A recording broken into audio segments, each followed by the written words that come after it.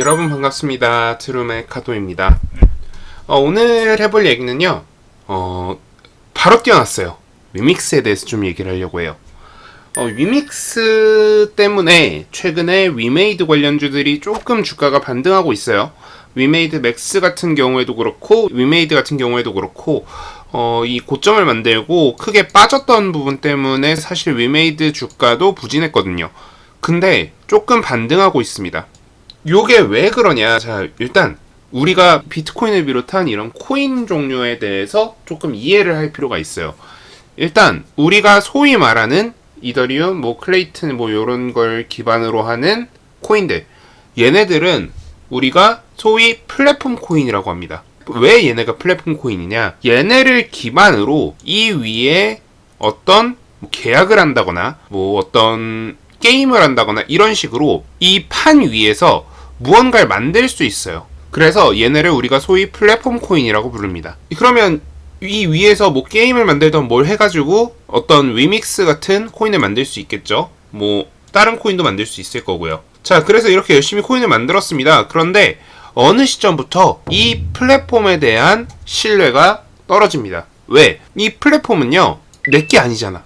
최근에 카카오 사태에서 보셨던 것처럼 SKCNC 보유지만 SKCNC 데이터 센터에 화재가 났다는 것을 이유로 카카오한테 책임을 묻고 있죠.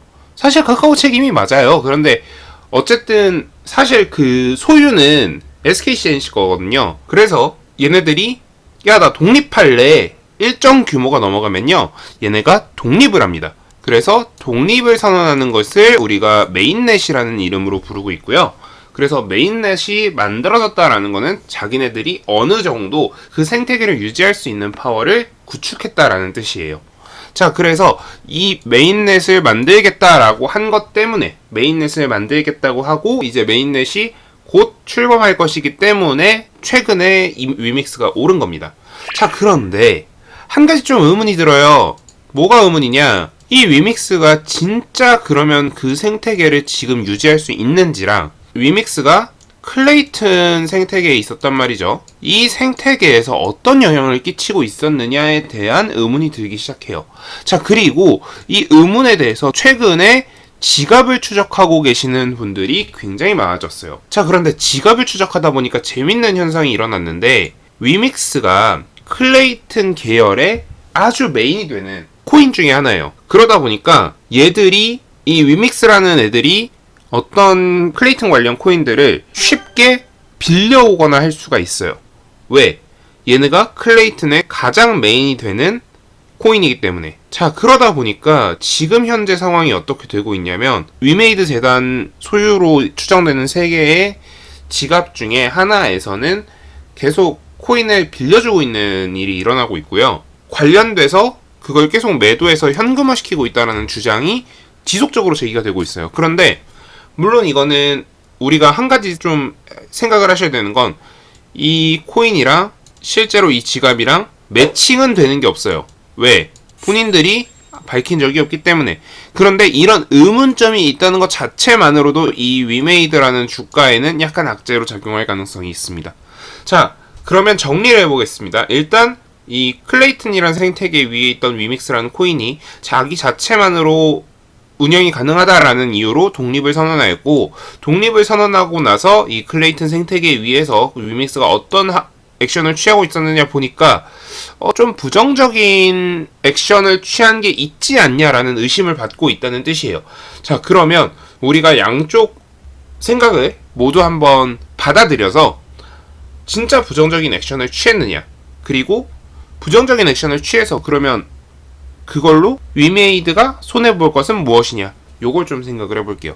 자, 만약에 일단 부정적인 액션이 사실이라면, 이 부분은요, 회계 조작에 해당해요. 그래서 요 부분에 대해서는 좀 문제가 될 가능성이 있어요. 근데 그렇기 때문에 더더욱이 저는 이 부정적 액션이 사실이 아니라고 생각하고 싶은 사람 중에 하나예요. 일반적으로 상장사, 특히 이런 좀 규모가 큰 상장사, 더더욱이 시장에 관심을 많이 받고 있는 특정 어떤 물건을 다루고 있는, 예를 들어서 바이오 쪽에서는 기술일 거고요. 기술 이전을 해서 이전된 기술의 가치를 측정하거나 이런 것들, 그리고 코인 관련주는 그 코인의 성격과 그 코인의 가치 이런 거에 대해서 굉장히 엄격하게 적용하고 있어요. 물론 이런 생각을 하실 수도 있어요. 회계사가 코인에 대해서 어떻게 알아? 아니 근데 요즘은요 회계사들도 요런 거에 대한 공부를 되게 많이 하고 있어요. 그래서 요 부분에 대해서는 설마라는 생각이 들어서 그래서 좀 아니지 않을까라는 생각을 하는데 우리가 그 생각은 해야 돼요. 우리 이거 리스크는 있어. 이런 리스크는 있어. 그런데 그럼에도 불구하고 그 리스크가 사실이 아닐 것 같아 라고 생각하고 투자하는 거랑 야 이런 리스크가 없는 것 같은데 하고 투자하는 건 달라요. 왜? 만약에 우리가 이 리스크를 염두에 두고 투자를 하면요 이 리스크가 터지기 직전에 어떤 징조가 보이더라도 우리가 이거를 과감하게 빠르게 던지고 나올 수 있어요. 하지만 이 리스크가 있다라는 걸 모르고 있으면, 그러니까 이런 의혹이 제기가 되고 있다라는 걸 모르고 있다면 문제가 될 수 있죠. 자, 물론 위메이드 입장에서는 당연히 이 부분에 대해서 아니다라고 할 것이고요. 저도 아니라고 생각하고 있어요. 하지만 이런 의혹이 있다라는 것만은 여러분들도 알고 계셔야 될 것 같아서 일단 말씀을 드리고요. 자, 그러면 이 독립을 하는 것 자체가 얼마나 큰 효과가 있느냐? 일단 첫째로 클레이튼이랑 나눠 먹어야 되는 수익이 없어집니다. 그러니까 클레이튼으로 발행을 하다 보니까 이 클레이튼이라는 우리 소위 뭐 서버라고 하죠. 그러니까 얘네랑 이제 나눠 먹고 있던, 그러니까 얘네한테 클레이튼의 뭐 델리게이션을 제공을 한다거나 이런 식으로 클레이튼이랑 나눠 먹고 있던 게 사라집니다. 대신 자기 스스로 자체적으로 독립해서 운영하기 때문에 자기 마음대로 하드포크도 할 수 있고요. 그러니까 코인의 뭐 발행 방식이라던가 이런 걸 바꿀 수도 있고요. 굉장히 유리해져요. 그래서 개인적으로 이 위믹스라는 코인의 메인넷이 런칭되는 거는 굉장히 큰 호재라고 생각하고 있어요. 다만 지금 그간 빠졌던 금액만큼 회복할 것이냐, 그 부분에 대해서는 의문이 남아요.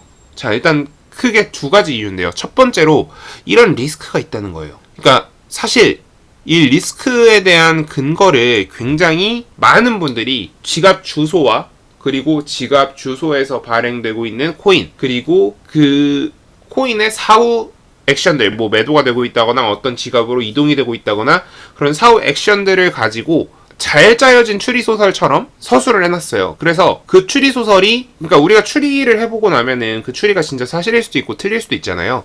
사실일 가능성이 없어 보이진 않게 써놨거든요. 물론 저는 그게 아니라고 생각하고 있지만 만약에 그 추리소설이 사실이 된다면 그 리스크가 너무 크기 때문에 최대한 공격적으로 때리지 않으려고 하는 사람이 있겠죠? 그러면 주가가 상승하겠지만 제한적일 거고요. 그리고 추가적인 이슈가 있다면 일단 비트코인 자체가 지금 시장이 좀 그렇게 좋지 않기 때문에 조금 떨어져 있다라는 것들도 좀 한 가지 리스크로 작용해서 메인넷 런칭에 대한 이야기가 있음에도 불구하고 최근 조금 상승폭이 더디고 있다, 이렇게 말씀을 드릴 수 있을 것 같습니다.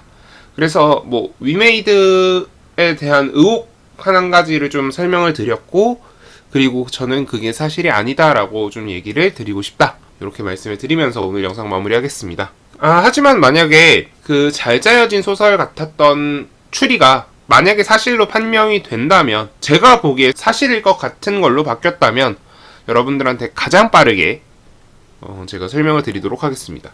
네, 오늘 영상 여기서 마무리하고요. 오늘 영상 도움되셨다면 구독, 좋아요, 알람 설정 부탁드립니다. 감사합니다. 트레이딩룸의 카도였습니다.